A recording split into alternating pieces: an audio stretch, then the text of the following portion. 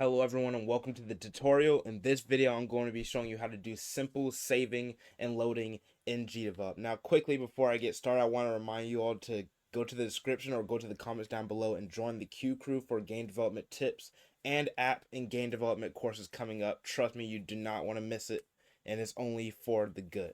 Now let's get into the tutorial. This is what we're all here for. Saving and loading in GDevelop new system is extremely easy. Now before we get started, what's the goal here?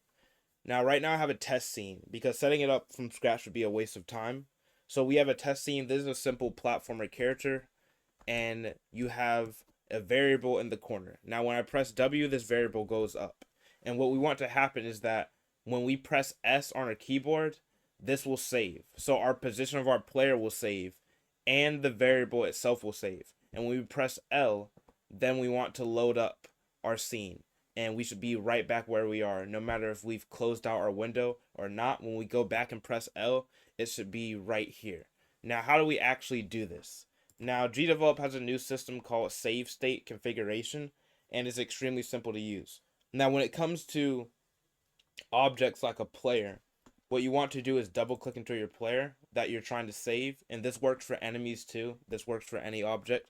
We're going to go into behaviors, and let's have a behavior. Now I already added it because I already have a test project, but let's delete it and act like it didn't exist. So I'm going to add a behavior, and we have save state configuration.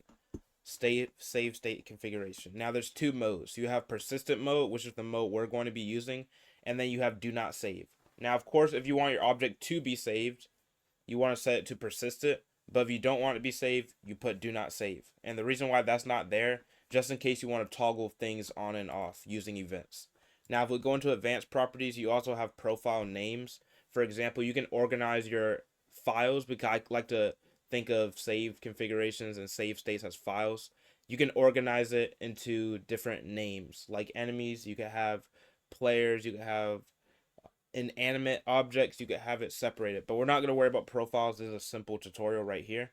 So let's just hit apply. You want to make sure you have a save configuration in the persistent mode. Now, once you have that, let's actually get into saving the position of our player.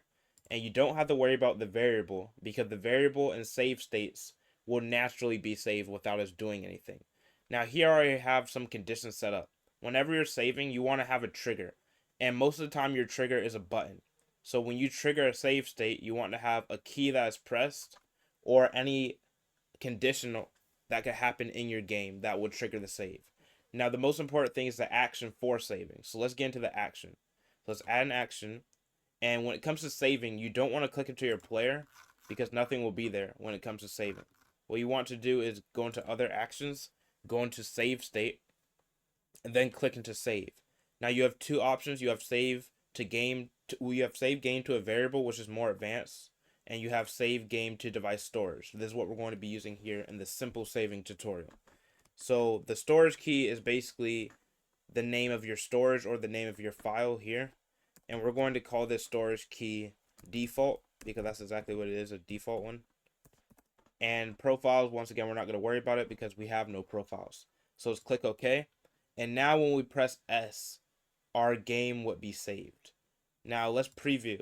And we won't be able to really tell what's going on because this is all happening behind the scenes. But if I press W to make my number go up, which is a scene variable, and then I go to this corner, I'm going to press S, and it will save. Now, if I X out of the preview and then preview again, you'll see that we're back at square one. And the reason we're here is because we haven't actually loaded anything yet. So let's load the scene, or load the game. So let's add an action here for our load condition, and go into other actions, and let's go into save state experimental. Let's go into save state, load. I'm getting a little confused myself. Load game to device storage. And this is why it's important to remember the storage name or your file name. And the storage that we're going to save it to, once again, is default. And no profiles, once again. And we do not want to stop and restart all the scenes.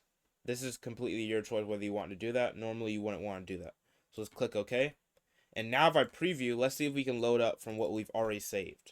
If I press L, you see that our position is back where we used to be, and our variable is back where it used to be.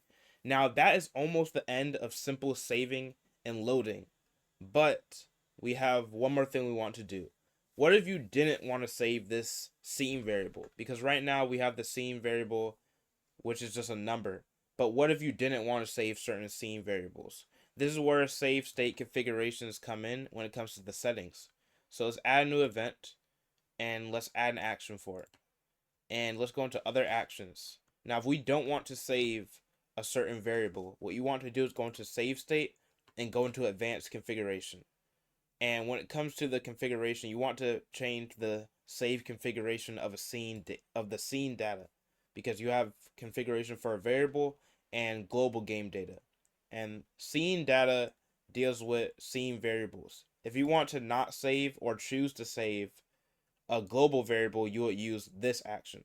But since we're dealing with scene data, you want to choose the scene. And right now I have a gameplay scene, and you can choose whether you want to persist in its default state.